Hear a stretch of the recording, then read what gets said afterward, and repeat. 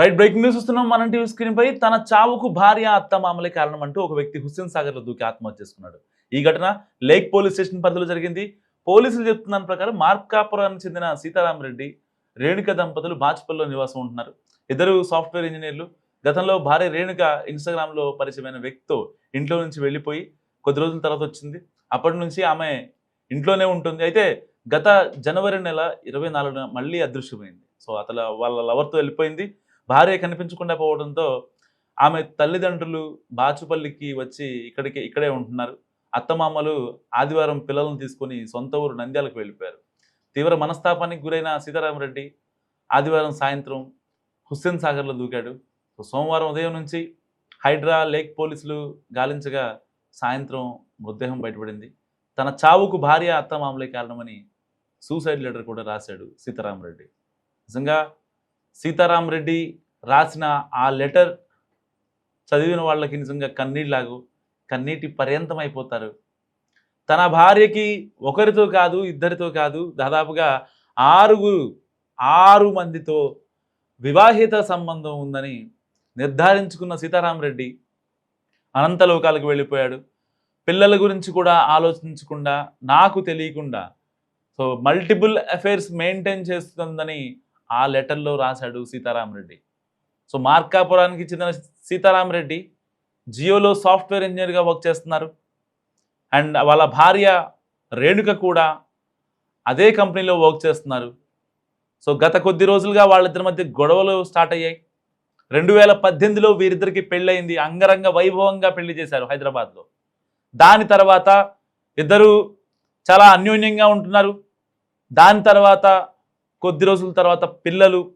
So వీళ్ళు ఏదన్నా ఫంక్షన్లు, ఏదన్నా కార్యక్రమాలు ఉంటే సొంతూరు వెళ్ళి రావటం, ఇటు వాళ్ళ సీతారామరెడ్డి వాళ్ళ అత్తగారు నంద్యాల వెళ్ళి రావటం, లేకపోతే సీతారామరెడ్డి సొంతూరు మార్కాపురానికి రావడం, అంతా సాఫీగా జరుగుతుంది. ఒక్కసారిగా ఏమైందో తెలియదు కానీ తనకి ఇన్స్టాగ్రామ్లో పరిచయమైన వ్యక్తితో రేణుక చాలా క్లోజ్గా చాట్ చేస్తుంది గత కొద్ది రోజులుగా. సో దాని తర్వాత సీతారామరెడ్డి తను ఎప్పుడూ ఫోన్ చూడటం గమనించిన సీతారామరెడ్డి వెంటనే ఆ అమ్మాయికి చెప్పే ప్రయత్నం చేశాడు. సో ఇది కాదు లైఫ్ అంటే, ఫ్యామిలీ కదా మన లైఫ్, పిల్లల్ని ఏం చేద్దాం అని చెప్పి మాట్లాడే ప్రయత్నం చేశాడు. అయినా సరే భార్య రేణుక వినలేదు. సో తనే స్వర్గం అనుకొని, నీ దగ్గర దొరకని సుఖం నాకు వాడి దగ్గర దొరుకుతుందంటూ ఆ భార్య రేణుక చెప్పిన మాటలు విని నిజంగా ఒక్కసారిగా కన్నీటి పర్యంతం అయ్యాడు. ఒకసారి కాదు, 2 సార్లు కాదు, ఇంట్లో నుంచి 3 సార్లు వెళ్ళిపోయింది. రాత్రికి రాత్రే తన ప్రియుడితో జంప్ అయిన తర్వాత బాచుపల్లి పోలీస్ స్టేషన్లో కంప్లైంట్ చేద్దాం అనుకున్నాడు. కానీ కుదరలేదు. ఎందుకంటే ఏం జరిగింది అంటే, మళ్ళీ నా భార్య వేరే ఒకరితో వెళ్ళిపోయింది అని చెప్పడం తనకి ఇబ్బంది అయ్యి మానసికంగా కృంగిపోయి తను ఇంట్లోనే ఉండటం జరిగింది. తర్వాత తెలిసిన వాళ్ళ త్రూగా ఆ యొక్క లొకేషన్ తెప్పిస్తే ఆ అమ్మాయి లొకేషన్ ట్రేస్ అవుట్ చేసి దాని తర్వాత మళ్ళీ ఆవిడకి ఫోన్ చేసి ఇన్స్టాగ్రామ్లో ఫోన్ చేసి రమ్మనడం జరిగింది.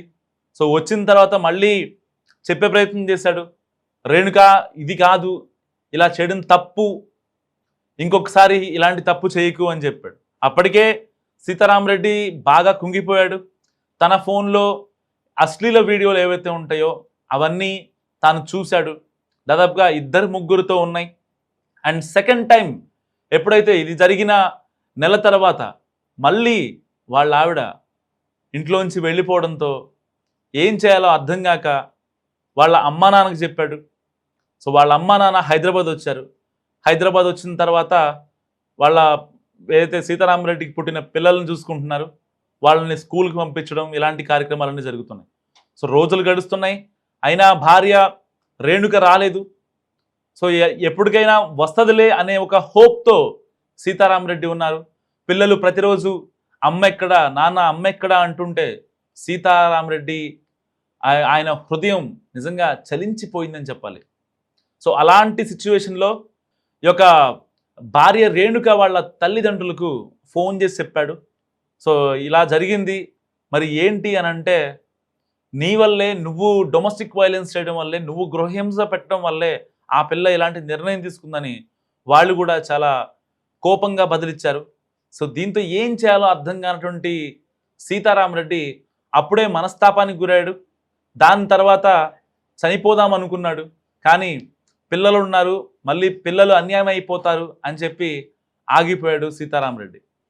సో ఇన్ని రోజుల తర్వాత మళ్ళీ మూడోసారి కూడా ఆవిడ తనకి ఇన్స్టాగ్రామ్లో పరిచయమైనటువంటి వ్యక్తి కోసం ఆ అమ్మాయి తన శారీరక సుఖం కోసం బయటికి వెళ్ళడంతో మనస్తాపానికి చెందిన సీతారామరెడ్డి అనంతలోకాలకు వెళ్ళిపోయాడు.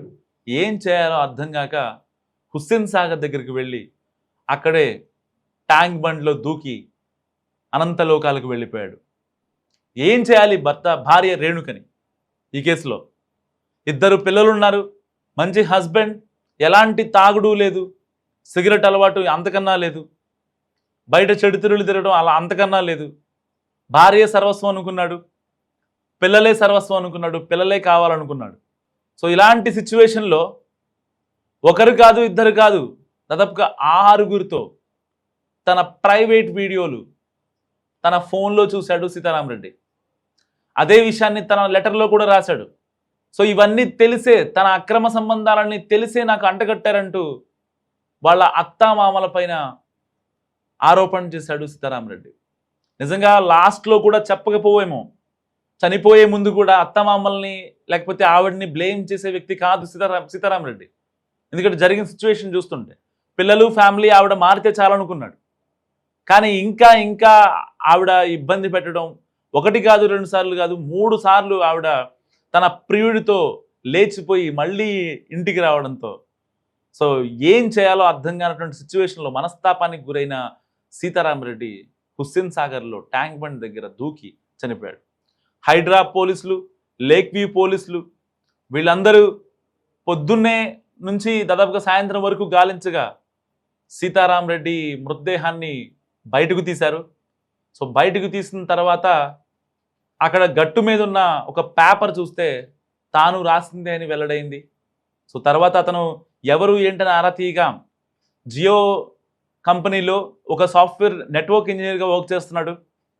ఇతను దాదాపుగా నెలకి 70,000 రూపాయల శాలరీ వస్తుంది. సో ఇతనికి ఎలాంటి బ్యాడ్ హ్యాబిట్స్ లేవని కూడా పోలీసులు కన్ఫర్మ్ చేశారు.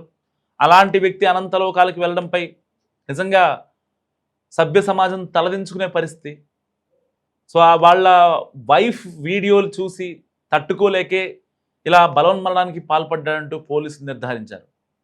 అయితే ఇక్కడ సీతారామరెడ్డి మానసికంగా కృంగిపోవడానికి మరొక కారణం ఏంటంటే, ఏదైతే తాను వాళ్ళ వైఫ్ ఇంట్లోంచి వెళ్ళిపోయిన తర్వాత పిల్లలే సర్వస్వాన్ని ఇంట్లో ఉంటున్నప్పుడు తాను ఎట్టి పరిస్థితుల్లో బ్రతకూడదు అనే సిచ్యువేషన్లో తన పిల్లల్ని చూసి ఆగాడు. తన పిల్లలు ఉన్నారు, తర్వాత మళ్ళీ ఇబ్బంది పడతారు అని ఒక్క సిచ్యువేషన్లో ఆగాడు. కానీ నంద్యాల నుంచి వచ్చినటువంటి రేణుక తల్లిదండ్రులు ఇక్కడ పిల్లలుంటే కరెక్ట్ కాదు. సో అంటే ఆల్రెడీ వాళ్ళకి ముందే తెలుసు ఈ భార్య రేణుక వ్యవహారం, తన ఇల్లీగల్ రిలేషన్షిప్స్ ఇవన్నీ కూడా ఎప్పుడో తెలుసు. దానికోసం ఆ పిల్లల్ని కూడా ఇక్కడ నుంచి తీసుకెళ్ళిపోయింది. సో సెలవులు ఇస్తారు, ఇబ్బంది ఏం లేదు, స్కూల్కి సెలవులు ఇచ్చారు, సో పిల్లల్ని మేము చూసుకుంటామని చెప్పి ఆ యొక్క ఇద్దరు పిల్లల్ని భార్య రేణుక వాళ్ళ తల్లిదండ్రులు తీసుకెళ్ళిన తర్వాత ఇతనికి మరింత ఒంటరి అయిపోయాడు. ఏం చేయాలో అర్థం కానటువంటి సిచ్యువేషన్. సో అలాంటి నేపథ్యంలో హుస్సేన్ సాగర్కి వచ్చి అనంతలోకాలకు వెళ్ళిపోయాడు సీతారామరెడ్డి. మరి ఇలాంటి భార్యల్ని ఏం చేయాలి? పిల్లలే భార్యే సర్వస్వం అనుకున్న సీతారామరెడ్డి ఇవాళ భూమి మీద లేకుండా పోయాడు. వాళ్ళ అమ్మ నాన్న కేవలం భార్య రేణుక వాళ్ళ తల్లిదండ్రులే మోసం చేశారంటూ ఆందోళన వ్యక్తం చేస్తున్నారు. మరి ఇలాంటి వాళ్ళకి ఏ శిక్ష పడాలి? మస్ట్గా కామెంట్ చేయండి.